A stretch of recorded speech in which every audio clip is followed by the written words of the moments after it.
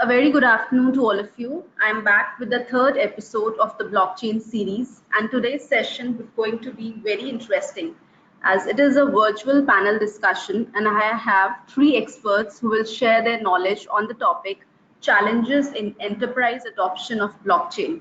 Again, I have Irfan with me, digital economist and founder of Hypermind, Dr. Ravi Chamriya, CEO, Sophical Technologies, and Dr. Vishwas Patil, Senior Research Scientist, Center of Excellence for Blockchain Technologies, IIT Bombay. They will share their perspectives, give us more insights on the topic, deep dive a bit. Two more things from my side. You can ask questions anytime during the session. They would be catered at the end of the discussion. Plus, do not forget to leave the feedback to let me better my future webinars. Over to you, Irfan, to begin the session. Hi, good afternoon, everybody. Welcome back. This is the third episode, I believe, in the series. I'm not sure which one of you had attended the first two, but the first episode, which was, I think, earlier last month, we had discussed the introduction to what decentralization was. We were discussing what blockchains were and how they affected our community and how it will affect us as a society in whole. The second episode, which we were discussing, was more focused around building your own use cases. I think most of you attended that, and we had discussed understanding the tools available to us in blockchain as a technology and how we can build effective enterprise standard use cases using those tools. I think this is the third episode. Thanks to NASSCOM for arranging this. We will be discussing essentially what are the challenges faced by companies, enterprise corporates, and somehow by extension governments who are trying to adopt this technology, right? So the first thing to understand is, where does this technology come from? I mean, it's not something new that technology takes a while for it to evolve, but if we go back in time and do our homework a little bit, we see that the earliest identification of blockchain technology was somewhere in 1991, where a paper submitted by Haber and Stornetta was actually talking about how you would timestamp digital documents, and that being in 1991 was quite a pioneering sort of thought process. 1998, BitGold was released by Nick Szabo. Please go and Google his name, find out what BitGold was. I think it was one of the first sort of decentralized cryptocurrencies to sort of compete with fiat. In 2002, there was a system called Sundar, which was launched by Mizieres and Sasha. They created a multi-user file system. 2008 is where we really saw things shaping up with Bitcoin. In 2009, of course, the mysterious Satoshi Nakamoto was the one to actually launch the first Bitcoin white paper, along with solving the biggest double spend problem. This was the first time anyone attempted to fix that problem. And of course, the rest is history. We understand really well how Bitcoin is working today. Ever since then, a lot of other technologies have come up, a lot of other platforms have come up. There's been things like Ethereum blockchain, the Hyperledger blockchain, Neo blockchain. There are so many other technologies coming out. But of course, there is always a challenge around how companies adopt this technology, right? Although Bitcoin was the standard, it really set the tone for how peer-to-peer transfer was to be made, but you could obviously use this technology for other things, right? But what we have to remember that this is the first generation of blockchain distributed ledger technology. To give you a good analogy, please look at a computer from the late 80s, early 90s, and look at your laptops today. You know, there is a huge difference in the way the technology is evolving, right? Also, the one thing to bear in mind is that all these technologies were not really designed for enterprise use cases. So things like privacy were not really kept in mind. TPS, of course, is something which evolves with time, looking at any technology. Existing, specifically talking about Bitcoin and money transfer, I think Visa and MasterCard have thousands of times faster. But it will change, it will get there. If you look at how the technology is evolving, and if you look at the other parallel distributed ledger technologies like DAGs and hash graphs, you can achieve well above 100,000 TPS and a good 150, 200 Mbps per second per node. So I think we just have to give it some more time to be able to reach an enterprise grade and to fulfill the expectations that consumers and CIOs today have of how a certain technology should be performing. But the fact of the matter is that we need support of the enterprise and we need support of the government to be able to fund the research, to be able to fund the development, to be able to inspect this technology and see how we can use it right. Availability of talent is also a huge issue. There is not enough developers, not enough consultants, not enough research scientists. There's just not enough papers out on it to be able to understand in real depth how we can deploy this technology to be used in in sort of enterprise environments where already you have technology that is so fast, that is raising expectations every day. There is also a technology life cycle where most senior technologists understand that the beginning of any life cycle of any technology is always the worst time to invest in, because they always understand the technology will evolve. So everyone is waiting until the right time to see when would be a good time to get the best ROI in terms of their technology not becoming obsolete in like within 1 or 2 years. Right now, blockchain is moving so quickly that you have Hyperledger and Ethereum and all these other platforms coming out with so many different types of consensus, so many different types. There is no standardization. So everyone is sort of afraid to move forward. But I think this will change. This will change very quickly. We should have some standards coming in soon. I'm going to hand over to Ravi. Maybe you have some points you can take forward. Yep. Thanks, Irfan. So I'm Ravi. I'm the CEO of Suffolk Technologies, which is working in the enterprise blockchain space. And I've been into IT consulting for almost 20 years and have been associated with blockchain for almost 4 years now. So I would be covering pretty much 3 topics when we talk about the challenges in enterprise adoption of blockchain. And so the first one is security and usability. So one of the hallmark feature of blockchain or any application or network built on blockchain is the digital identity. That blockchain uses concepts where a person or a user can be identified with full authenticity using the digital identity of blockchain. So a user who has done a transaction, it can be clearly verified on the system that a specific user has done that transaction.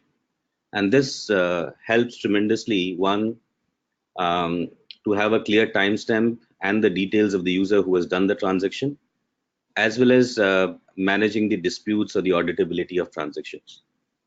But the problem is, the challenge that we see here is that the identity is based on a public and private key pair. And one of the challenges today is how to store and manage the keys at the user level in such a way that user is able to do it. Like in a traditional banking system, we have signatures on the check. Similarly, private key is required to do any transaction or sign any transaction. In a proper decentralized system where the private key needs to be stored at the end of the user so that it belongs to the user and is not shared further with anyone else. In that scenario, still tools are being built which helps a normal user who is a non-technical user to manage the keys. Some of the initiatives in this scenario are coming in, like SGX or trusted execution environment, which basically helps. It takes the help of hardware to secure the keys for any user. The second, from a usability perspective, is transaction interfaces. Still, some of the core pieces of blockchain requires, a technical interface for a normal user to comprehend. And what we require today are very usable interfaces through which a normal user can interact with a blockchain application without worrying about the complexity of the architecture which is behind the application. Again, I think a lot of new wallets, a lot of applications interfaces have been built now, which basically hide the complexity behind it and let the user interact with the application in a very usable way. And the third area is, within usability is building connectors with the legacy applications. Blockchain being a layer and interacting with multiple applications. So take example of any typical blockchain application in the enterprise domain, like supply chain, or in the insurance space, like co-insurance.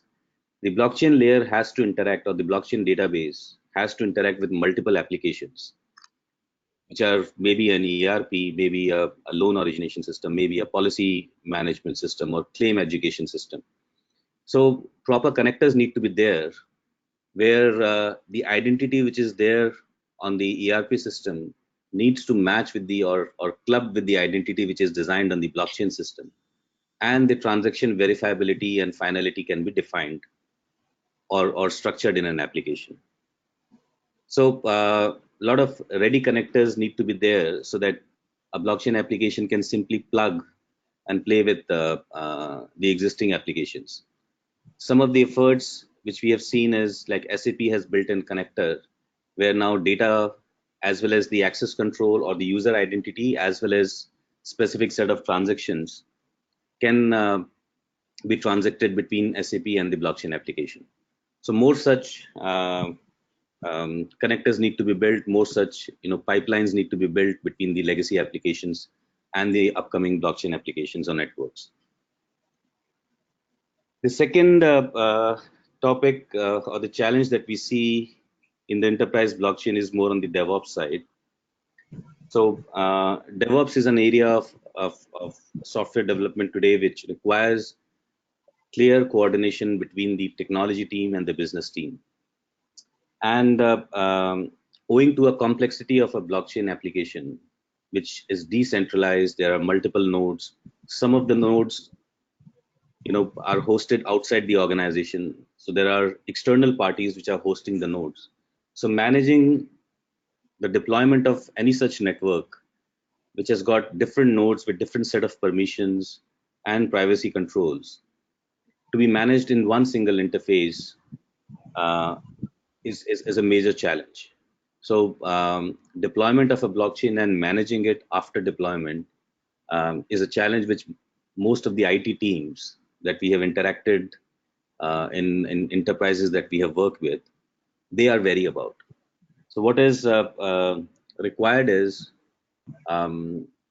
education to the IT team of different enterprises so that they can come up to a level and understand how the deployment of a blockchain network vis-a-vis a deployment of normal digital application vary, and what kind of automation can be done in this area.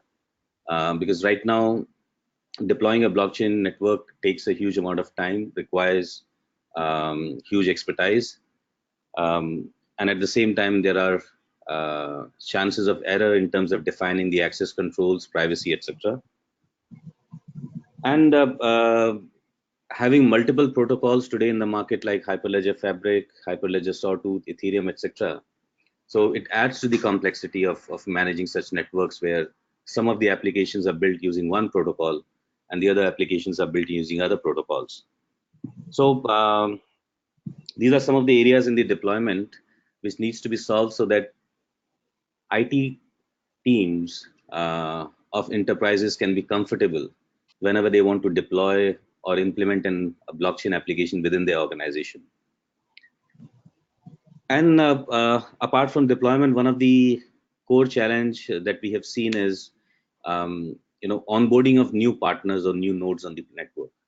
So if you have built a supply chain, even if you have deployed it, one of the challenges how to onboard your distributors or wholesalers, retailers, etc. on the blockchain in such a way so that they do not require a lot of technical expertise to do it. So the whole partner onboarding piece is something that again requires a lot of automation, etc. Fortunately, a lot of initiatives again are happening in this space. There are a lot of companies which are now, providing automated tools to deploy a complex blockchain application and which manage, give support for multiple protocols as well as multiple cloud players. And lastly, in this topic is benchmarking and monitoring. So right now, since we have seen very few production level deployments of blockchain, the benchmarking data is not available. So that is again a challenge which will be tackled over a period of time. And the second piece is monitoring of a blockchain application, especially when the nodes are hosted outside the organization. So managing, monitoring, having a cost control, plus any kind of exigencies that happen in the network. So that those are some of the challenges in network deployment and managing it. And the third area, which Irfan also briefly covered, is lack of blockchain expertise. Now, in terms of expertise, the way I perceive blockchain playing a role is there are three kind of applications. So one is wherever we see incremental innovation. So in case of incremental innovation, we have seen now applications coming up which strengthen the existing process or mend the broken process within an organization where they have to interact or communicate with external parties. So a lot of disputes, damages, etc. are being claimed today or take a lot of time to solve just because there's an inherent lack of trust or data integrity among the organizations. So those kind of incremental innovation based applications require a marriage between the process consultants or the domain experts and blockchain experts who are well versed with token economics, which is central to a blockchain application. So here the point I'm trying to stress is that any blockchain application needs to take care of a sound token economics where you define an incentive structure for each party. So let's say if I take an example of supply chain, so there needs to be a clear way why a retailer or a distributor or a wholesaler will join the network. So there has to be a clear incentive that they see. So each party needs to have an incentive or disincentive to join the network. Second set of application is transformational application innovations, which are happening in this space where you transform the complete process itself. So now if you see applications like Ujo, which is basically redefining the way the music is being sold in the market, right? How to monetize the music, how to control piracy of music, etc. Similarly, if you see intellectual property, so there are a lot of properties which can be patented, but they are not being patented just because you need to have privacy or security of the patent itself.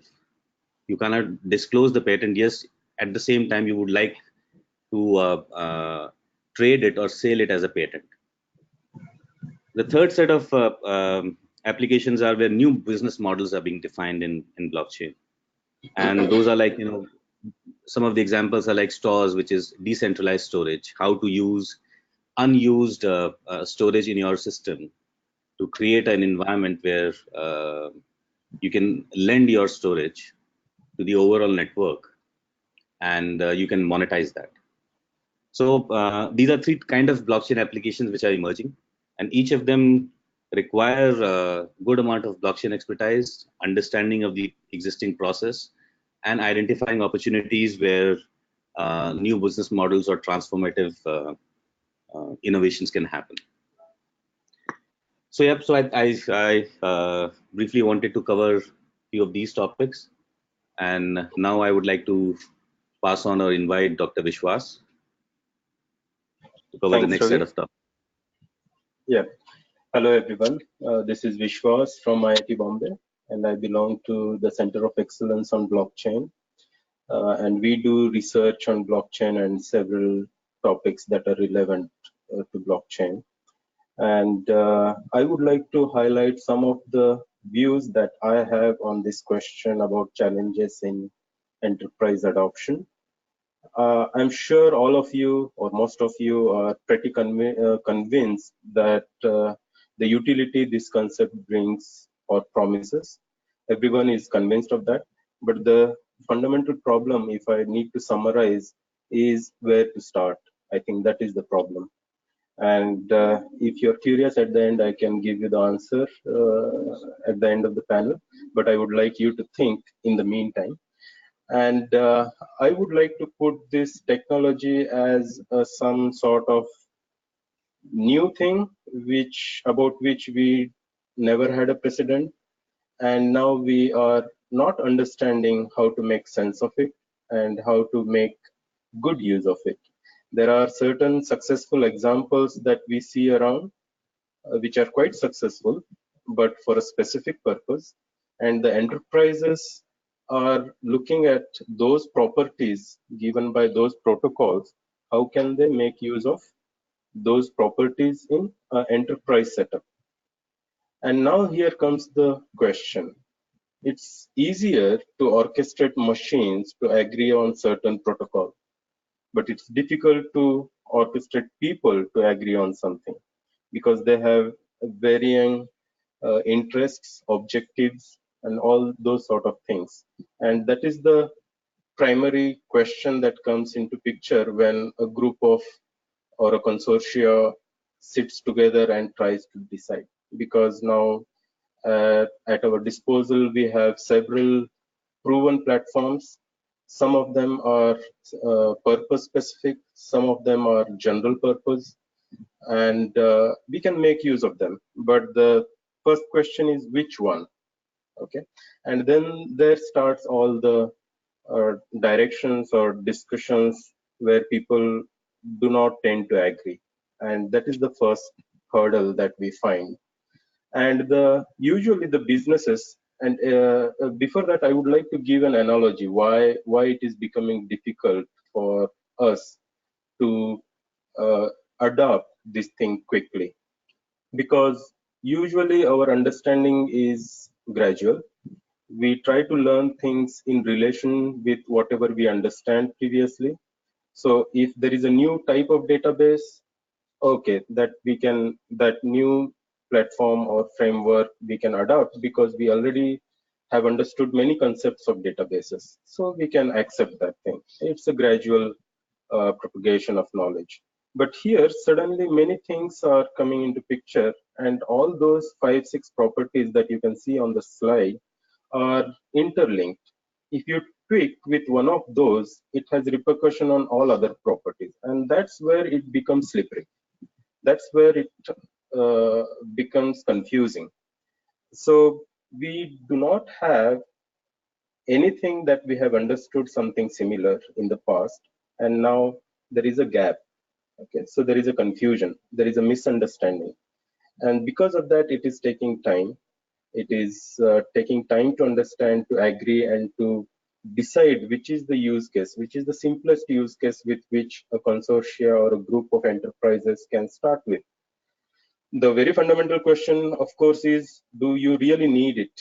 And if you need it, in what is the risk appetite that particular enterprise is willing to take? Because enterprises need to operate under certain regulations. They need to comply with whatever the local jurisdiction asks them to. That is the primary condition they need to satisfy. So, and blockchain by definition is a shared database on which you are trying to communicate with your peers what are the events that have occurred in your enterprise and what inferences the others, your peers or collaborators, should derive from those events. So which data to share? Do you have a control on that data once you share? Who are the parties that have the ability to take a look at that? Because your collaborators are also competitors. Okay, so this is a tricky question. So what is the contextual access control you can put over this data? That is something not as clear, which is not part of the protocol, which you need to design on top of the protocol. Okay, so there are no such ready-made tools that you can install MySQL and things are ready for you. Okay, so that kind of thing, it's not a product or it's not a framework that you can readily bring in, install or deploy and things are fine. It's a process. You need a lot of thinking. You need to think about what is the use case, who are the participants, what are their objectives, what control you should put, and on top of that, data protection, regulation, and governance, all these requirements, anyway the business had to satisfy. Let's take a case of GDPR. If some of your collaborators are from Europe, and assume you have a blockchain which is already running, and then GDPR comes and talks about certain attributes to be protected or need to be deleted on request of users, then what happens, right? So you have made this decision. So do you have this sort of flexibility in this new type of database? Because this is a append-only database. This is just a read-only database, right? So this is something new about which we don't have any precedence that we can borrow and we can say, okay, we'll do like this. This is something we need to think through for the first time. And there could be mistakes, that's fine. And mistakes are happening and people are finding ways to mitigate those things. So that is the first point I wanted to highlight, which was on data protection, regulation, and governance.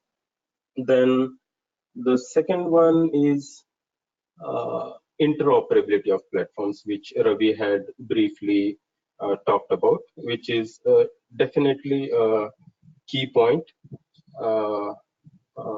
which also comes in conjunction with standards, which I'm going to talk later. Sorry. Yeah, so the second thing is about general purpose versus specific platforms, which I briefly mentioned that there are certain protocols like Bitcoin, which are currency specific, which are doing only one task very nicely without any problem. And then there came the general purpose frameworks like Ethereum, which provided a general purpose language, and they ended up having some issues in programming errors, due to which the trust in those platforms got dented. Then the first question your management will ask, what about those things, right? So these are the things. So yes, it requires some time. It has to prove itself. A lot of volatility is there. A lot of new things are promised, which are getting delayed, all those things. Then there are enterprise grade platforms like Hyperledger, which are doing good for certain use cases. And there are others. The list is quite different for different sectors, banking or insurance or supply chain. Okay, so but we do not always know who are our collaborators in future. So are we ready for those decisions? So this question is tricky. Means, is there something like either XML kind of template that we can define? We have no answer. Can there be something like database schemas which we can modify and change? We have no answer, right? So this is something we are, databases is something that we have been using, which we understand, about which we can talk, about which we can answer the questions that the management may raise. And here is something about which we cannot confidently convince the management, and that is one of the hurdles. Then comes the key management, because a lot of frameworks and protocols, they require cryptographic, because the platform is across enterprises, across organizations. Definitely, the data needs confidentiality and other properties like integrity, and cryptography will anyway come into picture. Then comes, I'll just ask the question, how good are we with credentials management as of today, password management? The answer you know. Then you can just imagine what about how well equipped are we with key management. So Ravi also has highlighted this. So this is something which we are not used to. We are used to SSL, HTTPS, where we humans do not really handle the keys. The browser is doing, the phone is doing, or the servers are doing. But here is something that when the people are participating in the processes, then this issue is going to be a bit tedious or tricky, the key management. Then the next point is about trade-off between the properties and governance. So for that, I have put this picture, which is a very simplistic analogy about the properties that the classical blockchains promised or gave. And then what the green dots is about what the enterprises especially the banking sector, is trying to achieve. One of the criticism they have about Bitcoin when they talk about financial frameworks for settlement or transfer is about speed. So then there came several protocols that promise huge improvements in speed, but then they compromise on the other aspects that were promised by the classical blockchain. So the whole family of platforms that we have in front of us may have these 5 points or lesser than those, and we are playing with these. And all these points are interconnected. If we play with one of those, it has direct implications on the other aspects that we need to understand. And that understanding is necessary for the designers, which will take some time. Then about reliability and robustness. The classical case is about Ethereum solidity language errors that we came across. And then the proof of stake promised, but it's still not delivered. Those kind of things. So the forks, let's say in Bitcoin, and these kind of diversions from the promises that the frameworks had made in the past puts a question mark on, can we trust this? Because we can trust or we can rely on something on which we have control. This is something we are bringing in where we are giving up a lot of control. We have only partial control. A lot of things require consensus. Consensus requires time, and the businesses are time critical. So these are the questions. So we have grown up, or we are in a setup where we have certain assumptions. Now we are trying to bring in something which do not match or gel well with those concepts. Then, as Ravi has also highlighted about privacy, confidentiality, and leakage, because if you take the classical case of supply chain management or any other workflow where the participants are putting their events or data or contracts on a shared platform, it's okay. You can take a scenario where you know all the participants. Then comes a question in future, a set of new participants are coming in who used to be your competitors. What happens to the data that was already written on the ledger? Should they have access to that data? Should your competitors make inferences on those data? All those kind of things. Then there could be certain non-key players which could be participating in your shared ledger, which may not have a lot of stake in the success of the workflow, but which can have access to a lot of data on the blockchain, who could be the conduits of leakage about what's happening in that workflow. Because workflows are depicted using probably contracts, smart contracts. Smart contracts are indirectly about the internal process logic about those enterprises. And many a times those processes are key leverages or key things that one organization is better than the other organization. And sometimes they need protection. So we do not have that kind of promise as of now. So these kind of apprehensions enterprises have in participating in a shared ledger or database. Then about backward secrecy. What about a new participant joins your framework or the shared ledger? How do you protect that the new participants cannot read things that have happened in the past? So that kind of access control mechanisms do we have? Clearly, we can build those things, but the cost, the benefit, the speed, all these aspects come into picture. And enterprises require clear answers and confirmation. Somebody to take guarantee of these properties. And many things that we use or deploy in enterprises usually comes with standards. Let's say router, firewalls, or any other hardware or software. They comply with something because there is a common minimum that is promised, which all other interacting entities can understand and know how to compose the data or how to interact with these systems. This is something which is difficult to promise. Okay, so this is something because we at this moment we have designed so complex systems with standards, etc.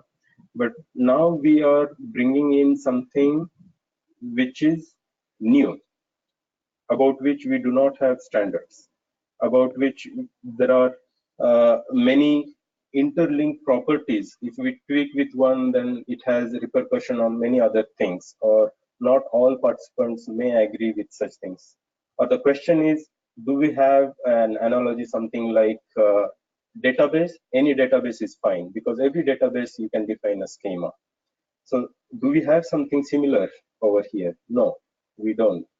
Can we expect something similar? No, it's difficult. So what is the road ahead? Okay, so as I mentioned in the beginning, everyone understands, everyone wants this thing to be deployed or make use of, but they don't know where to start. That is the first question. With this, I wind up my comments and give the control back to Irfan. Thank you, Dr. Vishwas. So we were able to understand through Dr. Vishwas and Dr. Ravi the challenges that are faced, and a lot of them are around primarily skill sets, standardization, interoperability. There are still a lot of questions which arise due to lack of information, lack of technology, lack of experience.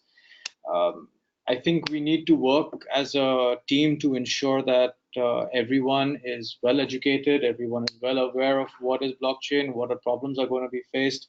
And I think the main question is that how can we, and because blockchain is a collaborative space, we all need to work together. How do we ensure that we can move this technology ahead in unison? Because everyone who is building their own protocols is working on a lack of standard on their own way and just placing their bets in such a way that hopefully that their protocols will be accepted. So it's been a war of the times, which all the way from computers to DVD players, between the Blu-ray and HD and so on and so forth, one protocol usually wins the race. And I hope that this is not the case with blockchain. I hope that there is a collective effort and not just one big company who has the resources and the funds can just fund something like this and buy their way through a standardization process. I really hope that this does not happen. I hope that we can work as a community and move it forward. Are there any questions that you would like to ask Dr. Ravi or Dr. Vishwas before we open up for questions at the attendees? I'm eager to see the questions from attendees. Yeah. So shall I begin the questionnaire round?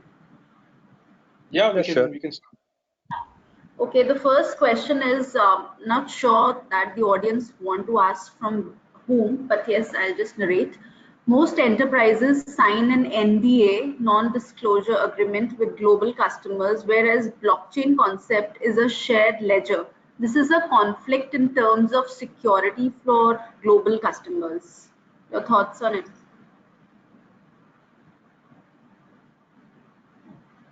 So Irfan, you want to try? Yeah, so I can definitely answer half of it.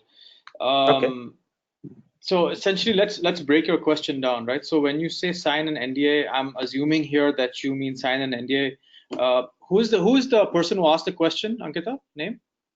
Amita Krishnan.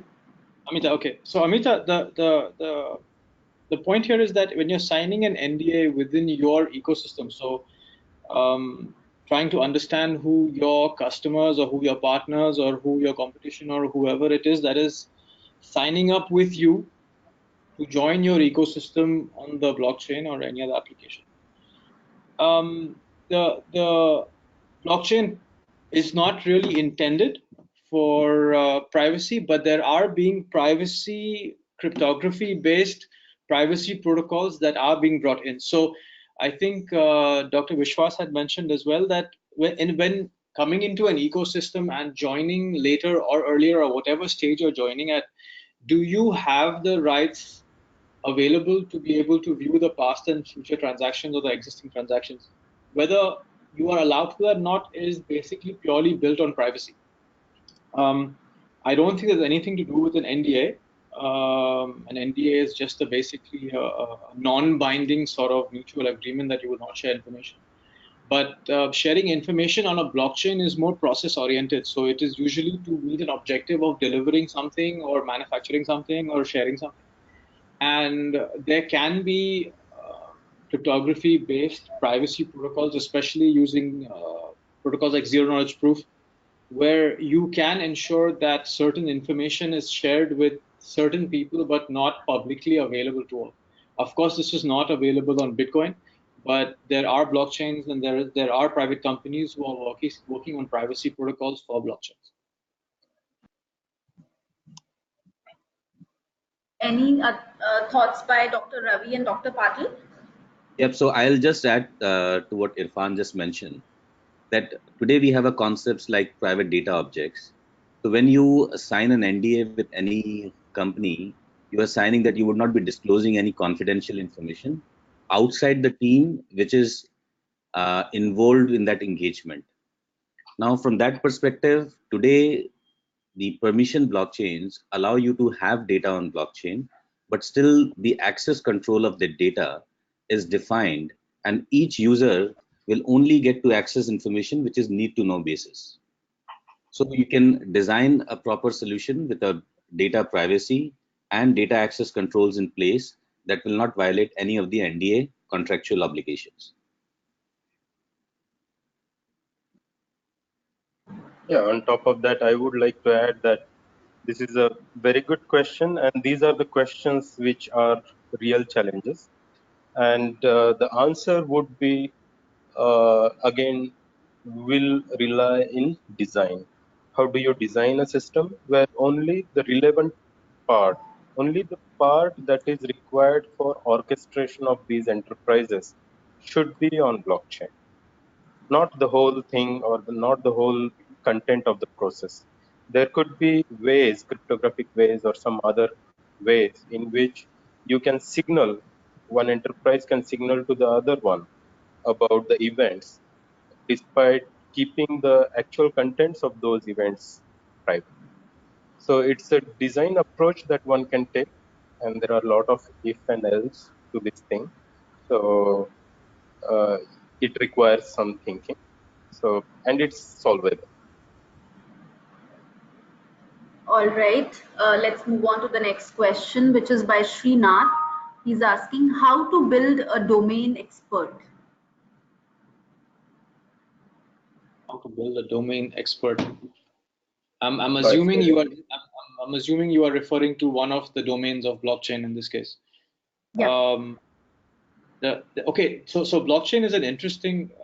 It's an interesting space because you have more than one domain involved. You have philosophy, you have psychology, you have economy, you have cryptography, you have um, like basically any human sort of concept that has been applicable has been brought onto the blockchain because you are essentially digitizing a global economy per se. Everything is going digital, and even an economy is going digital. So I think the first step to be able to understand what a domain expert is doing is to basically understand what that domain expert is focused on. Are they focused on building crypto economics? Are they focused on building just pure cryptography for security and privacy? Are they focused on just network architecture? Are they focused on, so basically you get my point, right? So you have to basically understand and break down the tools available to you in blockchain and decide which area interests you the most, or which area would be of most interest, or which area would be most relevant, because you may have certain areas that may not be so relevant 5 years down the line, and new areas coming in, and so on and so forth, right? So it's an evolution and it's a progressive technology. So if you are looking to be a domain expert in one of these fields of blockchain, I would suggest you go ahead and do a lot of homework on the available domains and see what is relevant to your career and your expertise and your education. Dr. Ravi and Dr. Patil, any your thoughts on it? Nope, I think Irfan has covered it. All right, let's move on to the next question, which is asked by Padma Kumar. Applicability of blockchain in agriculture in Indian market. I think Dr. Ravi, you'll be the right person to answer this. Yep. So one of the area where, in fact, many startups are working in that space is the supply chain in the agri supply chain. Now, by agri supply chain, I mean how to reduce the role of intermediaries, or how to reduce the number of intermediaries in the agri supply chain. Today, we have seen there's a huge price differential. The goods at the farm level and the goods at the processed or the manufacturer level or in the market, there's a huge price differential. And there are various factors contributing that to that differential. But one of the core factor is number of intermediaries which are there, and how blockchain as a technology can reduce the role of intermediaries, and so that this price differential can be reduced, helping both the farmers as well as the other market participants. So agri supply chain is one of the area. The second, of course, some of the other pieces like is price discovery, how to have a fair and trusted price discovery among the market participants. Again, this has been partly solved through digital transformation, and blockchain, of course, is adding to that in terms of creating trust among the different participants who are participating in the supply chain. So supply chain is one area which comes to my mind as far as agriculture is concerned.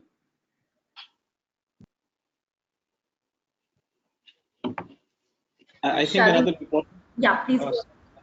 Another important point is, I think, tracing and tracking. Trying to, especially when you have precious commodities, or if you have things like organic food, people want to be sure, or even medication for that matter. People want to be sure that the track and trace functionality powered by blockchain. Of course, people don't really understand how that works on a general mass perspective, but once blockchain does become a more trusted source of information, I think agriculture and the track and source sort of use case would prove to be useful. If you look at Alibaba and what they've done in their Hema supermarket in China is an interesting use case, because as a shopper, you can just walk in and point your Alibaba or Hema app to any of the product shelves that have a certain barcode, and you hit go. It sort of like lists exactly from which farm it's come from, which area of the country, how long it took to get to a certain place. So that sort of value add to the supply chain makes a compelling use case as well. So I think that's an important point to be taken into consideration when you're looking at agriculture as well as supply chain and blockchain.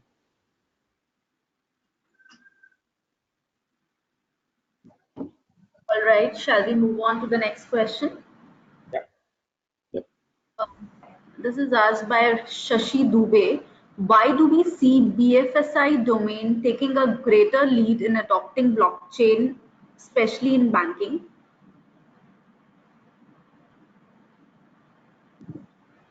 Okay, maybe I can start, and then Dr. Ravi, you can take over. Vishwas. So first thing to understand about the Indian ecosystem is that the government has deregulated the payments market. Okay, so you have a lot of players coming in and very quickly. So all the way from Google Pay to Phone Pay, so on and so forth.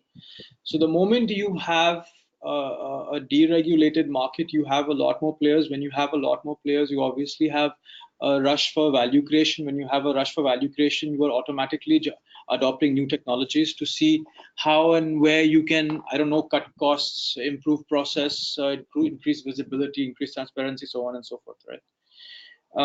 So that's definitely one factor where probably it's not government. I know that NPCI is floating a tender, and you have a few other government bodies looking into the financial sector of blockchain.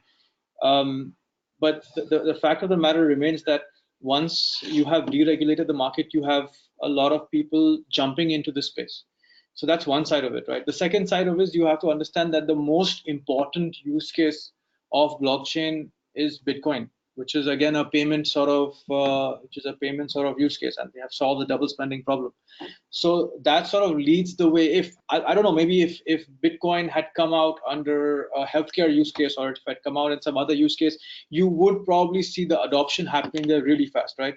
And on the third side, you have this whole idea of banks are sort of at a crossroads, right? They have to either shift dramatically or die, especially when you have things like Apple Pay coming, Samsung Pay, and all these guys who are coming on board, JP Morgan's coming on board, and they are really revolutionizing the way how people are banking. So banks are getting more and more desperate day by day in terms of their really nasty sort of credit card statements, the way they handle their customers, how customer requests are managed. So banks are facing this huge stress to quickly revolutionize themselves, and they are looking for different technologies to adopt that can help them reach this point. Dr. Ravi and Dr. Patil, anything you would Yes. want to add? What I would like to add is one, the initial traction from the banking segment was a natural extension how the blockchain evolved.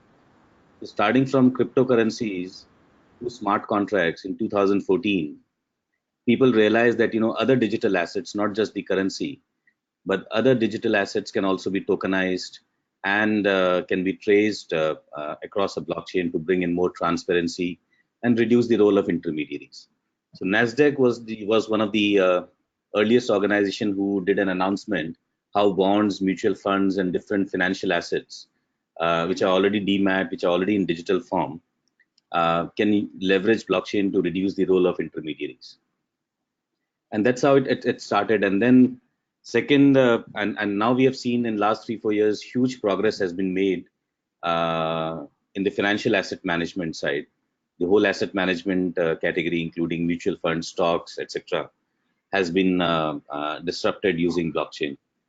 The second was use cases like remittance. So Ripple being one of the foremost players who wanted to solve the complexity in international remittances, where number of parties are involved, adding to the cost of a transaction as well as time to the transaction. So again, that was a natural extension to a cryptocurrency application, how to leverage that concept in remittances space and reduce the role of intermediaries, at the same time increase the speed of remittances. And then we see that in the banking, lot of places are there where industry, at an industry level, the processes are broken, and the various competitive players need to work with each other to solve those industry level risks as well as inefficiencies. And that's where consortium play came in. So R3 being the first consortium that was formed to solve industry level challenges, like having a common KYC platform, so that the KYC or the onboarding of customers as well as partners can be shortened, and the cost can be reduced and can be made more efficient. At the same time, reducing risk and fraud in the system. Same goes for having sharing the data regarding past claims in the insurance space, or loan information, so that over credit exposure can be avoided or reduced.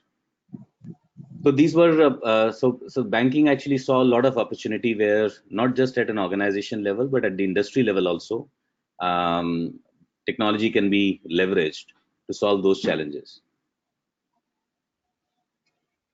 I would like to highlight one point in this on top of what Ravi said, that one distinction between BFSI and the other sectors is other sector, let's take the case of land management.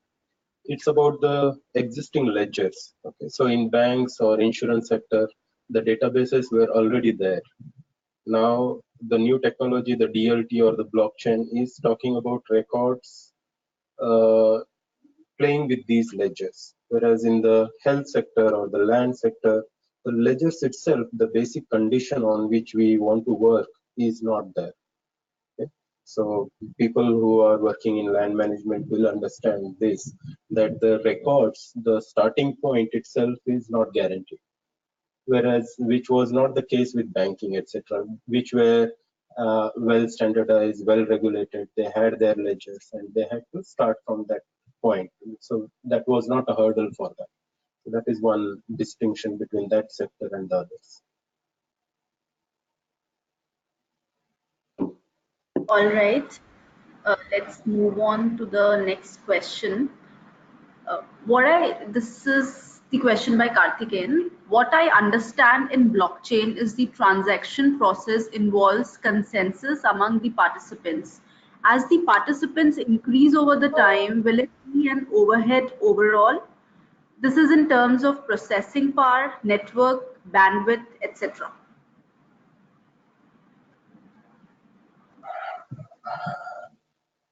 Dr. Vishwas, maybe you'll be the right person to answer this. I think we can, how should I say? How many other questions are there, Ankita, so that we know how much to talk about on each of the questions? Questions, but I guess the next one would be the last one because we have to close it by 3:30. So there are questions coming up, and we need to close. Yeah, so Karthikeyan, it's common sense. I think it's true with any other system. And engineers have found ways to take care of such architectural challenges. So time will tell. All right. Yep. Okay, so we can take the next let's move on. Yes.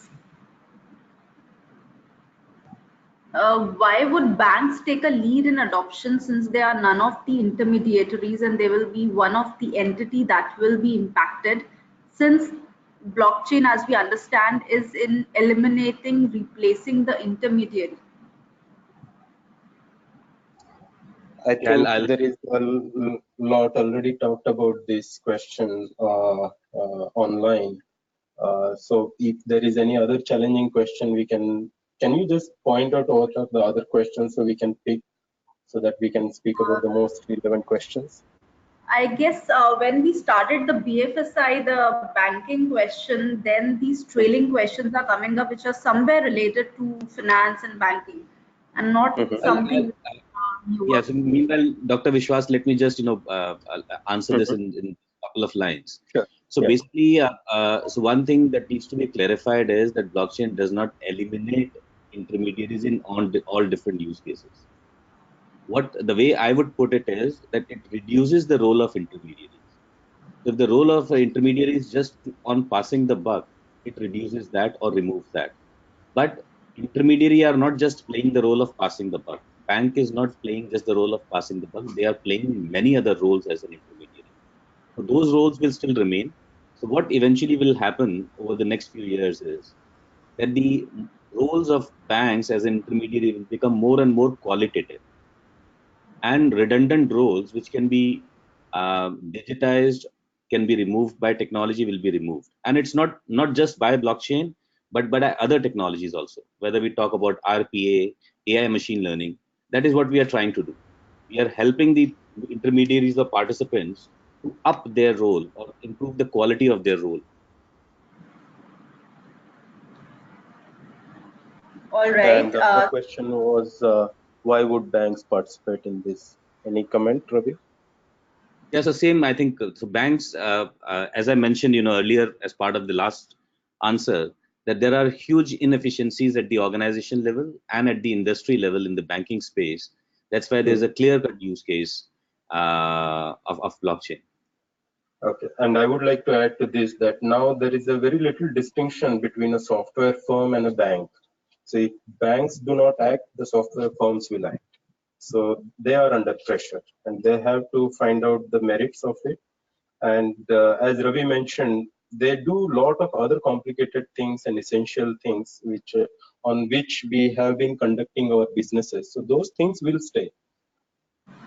And yeah. All right. So looking at the time, we need to close the session now. But if you want to ask something more and if you want to connect with Irfan or Dr. Ravi or Dr. Patil, please connect with them over LinkedIn. The credentials were written on the invite template. And thank you so much, Irfan, Dr. Ravi, and Dr. Patil, for your time and efforts coming over and sharing your expertise and insightful session. And I'm sure a very useful webinar for everyone. And for the audience, I will see you again on 27th of June with 12th episode from the product management series. The topic will be growing from product managers from general managers. I'm sorry, the topic is growing from product managers to general managers. For more information and to register for the session, please visit nasscom.in/events. Thank you everyone for attending the session, and thank you Irfan, Dr. Ravi, and Dr. Patil. Thank you. Bye. Thanks. Thank you. Thanks everyone. Bye. Bye.